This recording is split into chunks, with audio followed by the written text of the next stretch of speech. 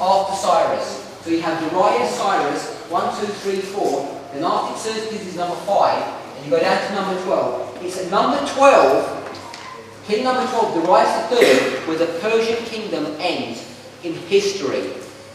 Does everybody understand that? Prophetically, from the Bible, it talks about the fourth king as being the one that is a closing word, but it actually occurs in the reign of the 12th king of Persia.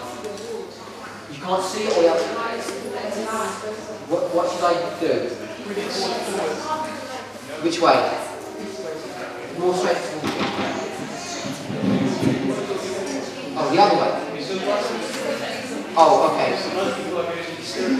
I don't know what to do.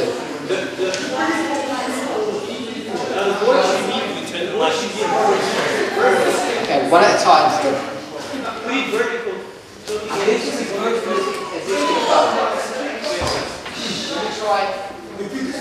Why don't you just read out the dates? Yeah, just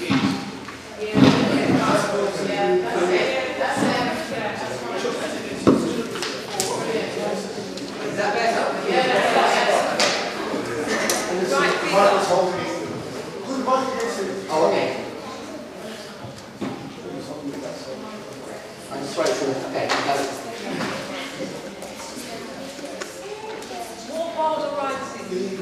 I'll try and make it a bit bigger as well. So is everybody okay with that history? It stops at verse at Xerxes, but the reality is historically it ends in Darius. Okay?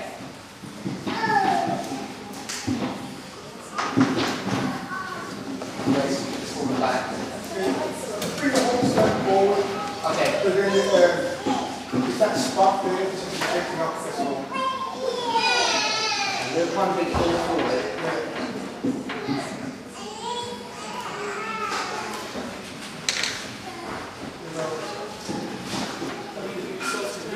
Does that help? No. Does that help? Oh, yeah. Yeah? No? Okay, I think that's the end. Just move this table. I know it's just the camera, so we reset the camera. Probably reset the camera, but perhaps it shouldn't be, I don't know.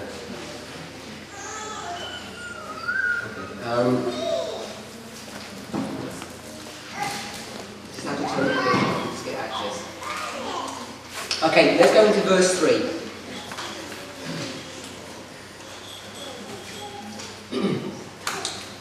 Now, verse 3 is dealing with Greece.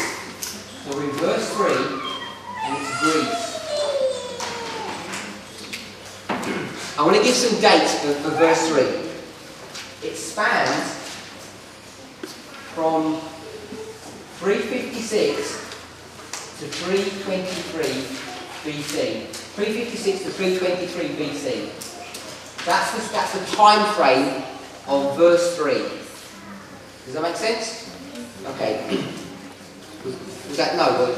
Yeah? Okay. So verse 3, let's read it together. It says, "The mighty king shall stand up, that shall rule with great dominion, and do according to his will." Now, this king that's being spoken of is Alexander the Great.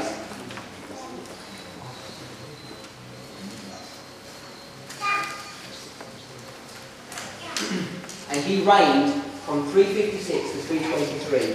This is really dealing with his life.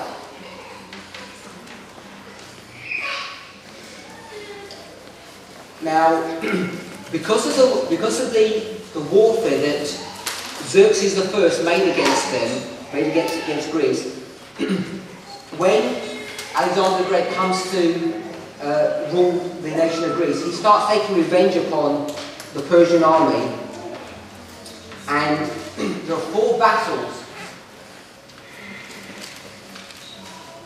that Greece wages with Persia, and it's the last battle. There are actually 2 battles. The most famous one is the Battle of Armenia, which occurred in 331 BC. The Battle of Armenia. Okay? That's the one that most people are familiar with. And that was in Iraq. That occurred in Iraq. There was one minor battle after that, a little while later. It's called the Battle of the Persian Gates. Bigger writing, please. Bigger writing. The Battle of the Persian Gate, which was in 330. And after the defeat of Albania, Darius lost all of his army. He's lost the kingdom by then. And this last battle here, a little while later, 330, is just a mopping up operation where his capital is actually burnt and destroyed. So they destroy his capital, the Persian capital, and that's called the Battle of the Persian Gate. And you can go and research the other two. I've got the information, but for time. Arbela, A-R... Sorry, I misspelled it. A-R-B-E-L-A. Arbela.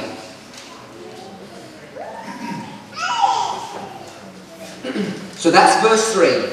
It shows you the rise of the Grecian Empire, and we've discussed how the demise of the Persian Empire occurred. It occurs in the 12th king during the reign of Alexander the Great.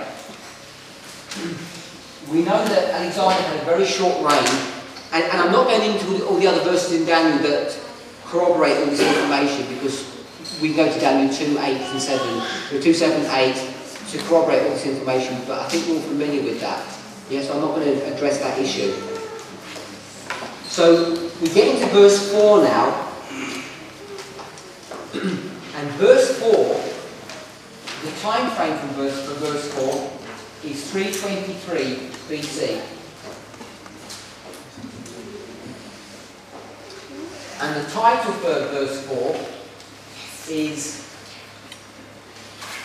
Alexander's 4 generals.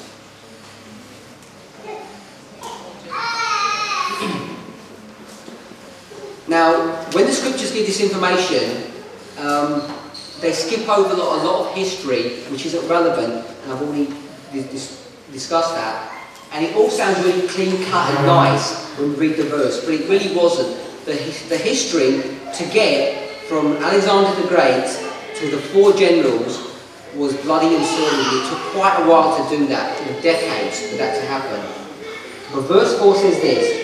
It says, and when he shall stand up in his kingdom, that's talking about Alexander the Great, when he shall stand up in his kingdom shall be broken, and shall be divided toward the 4 winds of heaven, and not to his posterity, nor according to his dominion, which he ruled. So his kingdom shall be plucked up even for others beside those. So we know that the splitting of his kingdom into 4 is again spoken of in Daniel chapter 4 and Daniel chapter 7 and Daniel chapter 8.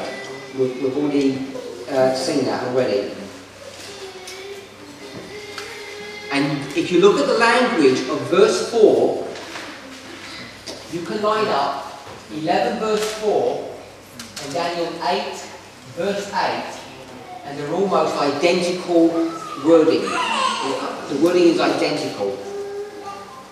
I'm not going to take the time to do that. If you line up those 2 verses and you list the sequence of the information that's given, they're almost identical passages.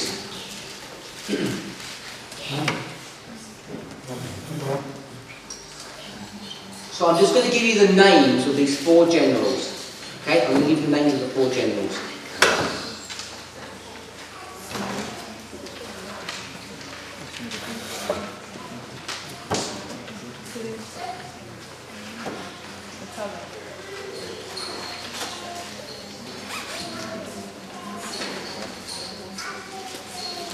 So the first one is going to be Ptolemy.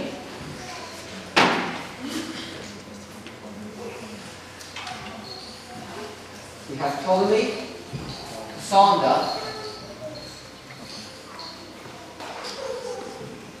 Lysimachus,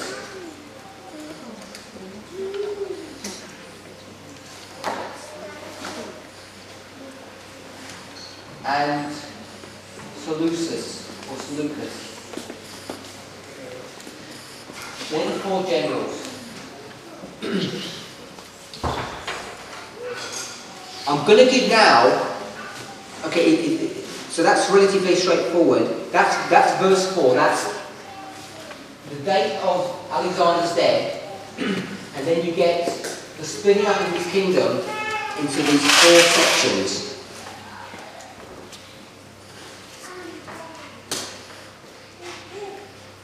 After verse 4, let's just quickly go into verse 5, and we're going to backtrack a bit. So in verse 5 it says, "And the king of the south shall be strong, and one of his princes, and he shall be strong above him, and have dominion. His dominion shall be a great dominion." So this is the first time in verse 5 where you see this term, king of the south. Okay, it's the first time it's going to come up in verse 5.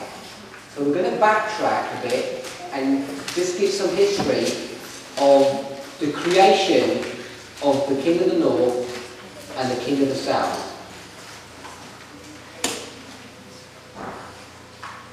And by the time you get to verse 6, it says verse 6, "And in the end of years they shall join themselves together, for the king's daughter of the south shall come to the king of the north." So in verse 5 and verse 6, you see the terms king of the south and king of the north. Okay? And we're going to show quickly where those concepts and ideas come from for the king of the north and the king of the south. Because at the moment we've got 4 kingdoms. Yeah?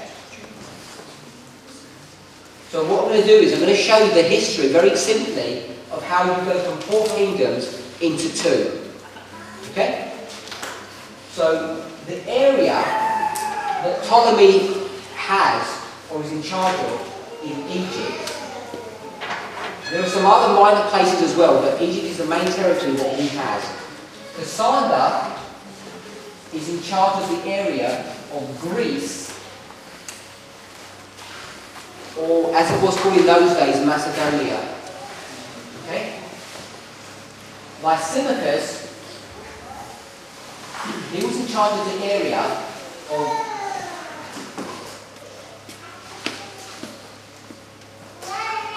Asia Minor.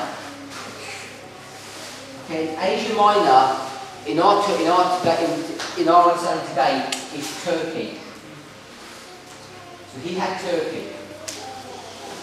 And Seleucus had Babylon and Syria. So they're the 4 areas that you get: Egypt, Greece, Turkey essentially, and Babylon and Syria. Now there's a struggle that goes on between these 4 generals or 4 kings, and the first struggle really occurred between Cassander and Lysimachus. So they have a warfare. So I'm going to draw a little chart here.